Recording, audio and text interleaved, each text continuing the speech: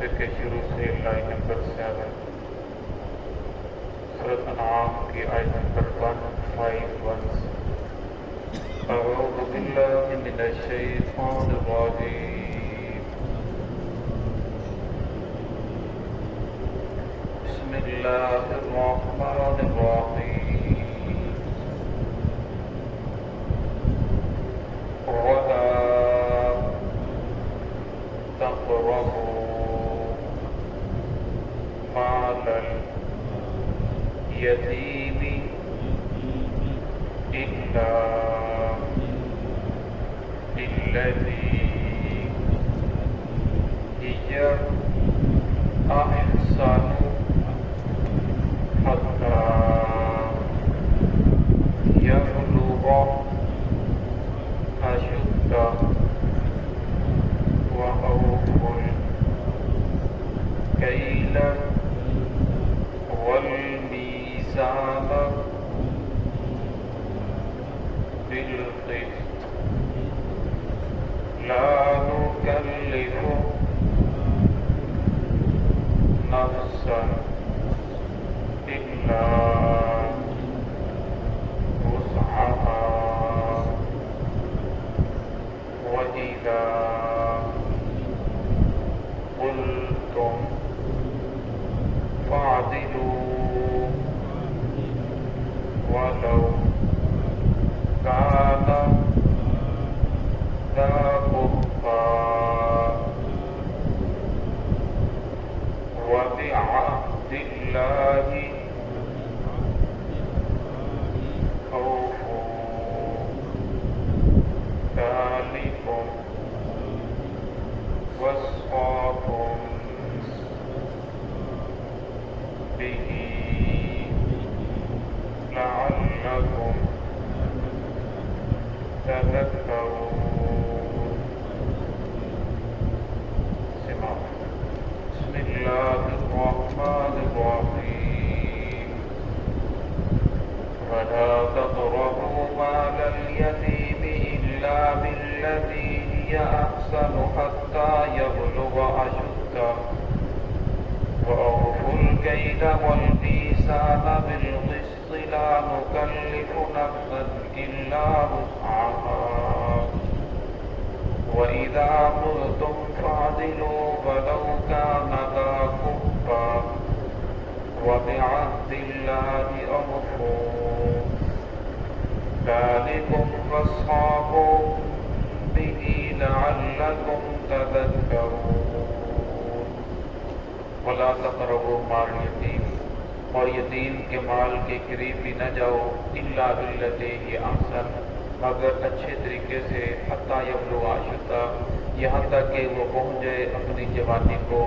وأوفوا الکیل والمیزان بالقسط اور جب تم کیل کو کیل کر کے دو والمیزان یا تول کر کے دو بالقسط تو اس کے اندر انصاف کرو لا نکلف نفسا الا وسعها اور نہیں ہم نے مکلف بنایا کسی نفس کو الا وسعها مگر اسی کی طاقت کی بقدر فإذا كنتم فاعدلوا اور جب تم بات کرو کوئی بات تم فاعدلوا پھر عدل کی بات کرو عدل کا کلام کرو ولو كان ذا قربى اگرچہ آگے تمہارے قریبی رشتہ دار ہی کیوں نہ ہو وبعهد الله اوفوا اور اللہ کے ساتھ جو تم نے وعدہ کیا ہے اوفوا اسے پورا کرو ذالکم وصاکم به فرمایا یہ تمہیں تاکیدی حکم دیا جا رہا ہے لعلکم تذکرون تاکہ تم نصیحت حاصل کرو گزشتہ آیت کے اندر بھی اللہ رب العزت نے معاشرے کے اندر رہنے کے اصول بیان فرمائے کہ ان چیزوں سے بچو اگر یہ کام کرو گے تو یہ کرنے حرام ہے اور فرمایا اگر ان چیزوں سے بچو گے تو فرمایا یہ تمہیں صراط مستقیم کے سیدھے راستے کے اوپر لے آئیں گے تو یہاں بھی اللہ رب العزت میں ولا تقربوا مال اليتیم کہ یتیم کے مال کے قریب بھی نہ جاؤ انسان کا کوئی بھائی ہے فوت ہو گیا اس کے چھوٹے بچے ہیں فرمایا پھر جو مال ہوتا ہے وہ چچا کے پاس آئے گا یا ماموں کے پاس آئے گا نانا دادا کے پاس آئے گا تو فرمایا پھر اس مال کی پوری حفاظت کرو کسی ایسی جگہ خرچ نہ کرو جس سے یتیم کے مال کو نقصان پہنچے ایک مسئلہ جو اکثر جس کے اندر احتیاط نہیں کیا جاتا اور میں اگر جس وقت کوئی فوت ہو جائے تو اس کے مال سے جو صدقہ خیرات کیا جاتا ہے اگر اولاد میں سے کوئی ایک بچہ یا بچی نابالغ ہے تو فرمایا جتنا صدقہ خیرات کیا جاتا ہے وہ سارا کا سارا حرام ہو جاتا ہے، اور کھانے والے کے لیے بھی وہ حرام ہوتا ہے۔ اس لیے کہ جو چھوٹا بچہ ہوتا ہے اگر وہ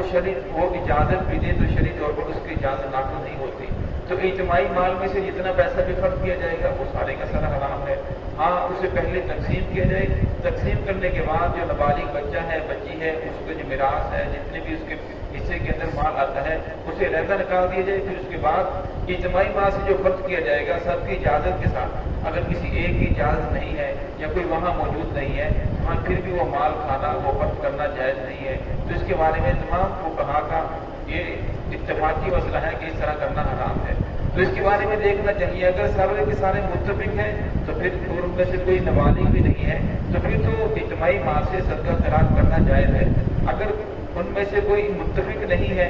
وہ چاہتا ہے کہ میں خرچ نہیں کرنا چاہتا، یا ان میں سے کوئی نابالغ بچہ یا بچی ہے تو فرمایا جب تک اس مال کو تقسیم نہ کیا جائے اس وقت تک اس میں سے خرچ کرنا جائز نہیں۔ ہاں کوئی بڑا بھائی ہے یا کوئی صرف اپنی طرف سے خیرات کرنا چاہتا ہے تو پھر جائز ہے۔ اور ویسے بھی مسئلہ یہ ہے کہ میت والے گھر سے 3 دن تک کھانا جائز نہیں ہے،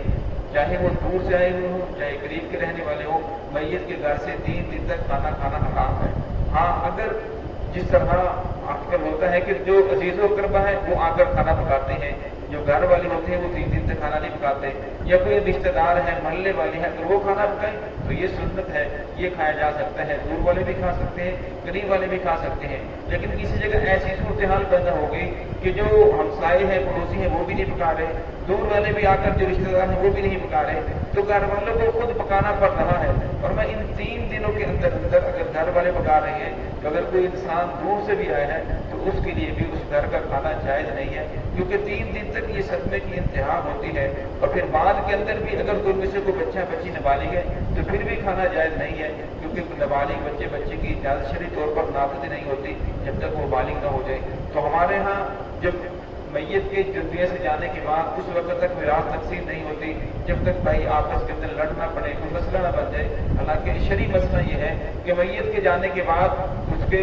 فوت ہو جانے کے بعد فوراً جو ہے جو پہلا کام ہے وہ اس کے طریقے کو میراث کو تقسیم کیا جائے تاکہ کسی کا کوئی حق نہ مارا جائے جس کی وجہ سے سارے کے سارے گناہگار نہ ہوں۔ تو یہاں بھی اللہ نے شاپ ولا تقربوا مال یتیم، یتیم کے مال کے قریب بھی نہ جاؤ الا باللتی ہی احسن، مگر جو اچھا طریقہ ہے اس کا طریقہ یہی ہے کہ اس کی پوری حفاظت کی جائے، جہاں ضرورت ہے وہی خرچ کیا جائے، جہاں ضرورت نہیں ہے وہاں سے بچا جائے۔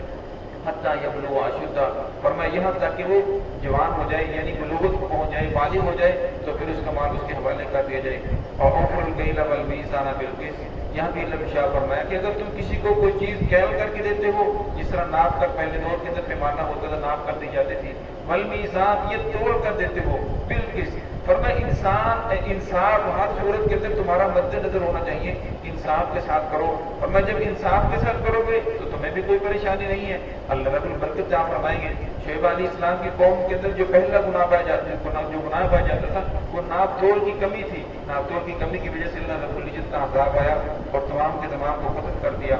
وَلَا نُكَلِّفُ نَفْسًا إِلَّا وُسْعَهَا، اور میں اللہ رب العزت نے تمہارے اوپر کوئی ایسا حکم لاگو نہیں فرمایا جس کی تم طاقت نہیں رکھتے، جس کو تم پورا نہیں کر سکتے، بلکہ اسلام فطرت کے مطابق ہے۔ اللہ رب العزت نے فطرت کے مطابق احکامات نازل فرمائے ہیں، فرمایا ایسی چیزیں نہیں ہیں کہ تم عاجز آ جاؤ اسے پورا نہ کر سکو۔ وَإِذَا كُنتُمْ فَاعْدِلُوا، اور فرمایا جب تم کوئی بات کرو کہیں کسی جگہ تمہیں گواہی دینی پڑ جائے تو فَاعْدِلُوا، فرمایا پھر عدل کی بات کرو، ایسا نہ ہو کہ یہاں آگے سامنے آپ کو کوئی بھی رشتہ دار ہے، فرمایا پھر یہاں تو آپ کی گواہی کے اندر اور زیادہ شدت آ جائے، یہ تو میرے ساتھ بولتا نہیں ہے، یا پھر یہ میرا بھائی ہے میرا والد ہے، پھر کہیں کہ اس کے خلاف تو گواہی نہیں دینی، تو آپ کی گواہی کے اندر لچک آ جائے، فرمایا ایسی بات نہیں، بلکہ دیکھنا کیا ہے، انصاف کیا ہے، اللہ کا حکم کیا ہے، فرمایا اسی کے مطابق تم گواہی دو۔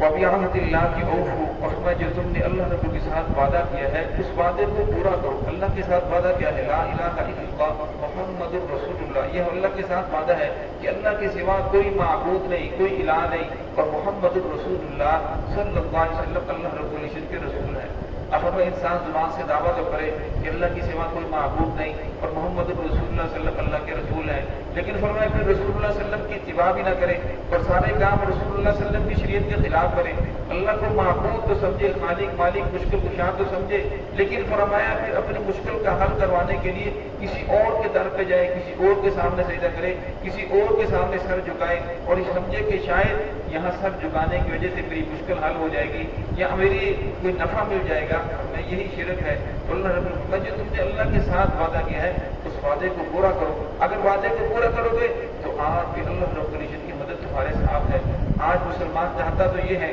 کہ ہمارے ساتھ صحابہ کرام جیسی مدد ہو، لیکن فرمایا صحابہ کرام کی سیرت کو اپنانے کے لیے تیار نہیں، محمد رسول اللہ صلی اللہ علیہ وسلم کے طریقے کے اوپر آنے کے لیے تیار نہیں ہے۔ زبان سے دعویٰ تو کرتا ہے لیکن عمل جو ہے وہ اس کا انکاری ہے، عمل سے وہ انکار کر رہا ہے۔ تو یہاں بھی ارشاد ہوگا کہ تم نے اللہ کے ساتھ وعدہ کیا اسے پورا کرو، پھر اللہ کی مدد تمہارے ساتھ ہے۔ ذالکم وصاکم بہ، فرمایا یہ ایسے احکام ہیں جو تمہیں تاکیدی طور پر حکم دیا جا رہا ہے، وصیت کی جا رہی ہے، لعلکم تذکرون، تاکہ تم نصیحت حاصل کرو، تمہیں دنیا کے اندر بھی فائدہ ہو اور آخرت کے اندر بھی فائدہ ہو۔ ذالک اللہ رب العزت ہم سب کو صراط مستقیم پہ چلنے کی توفیق عطا فرمائے۔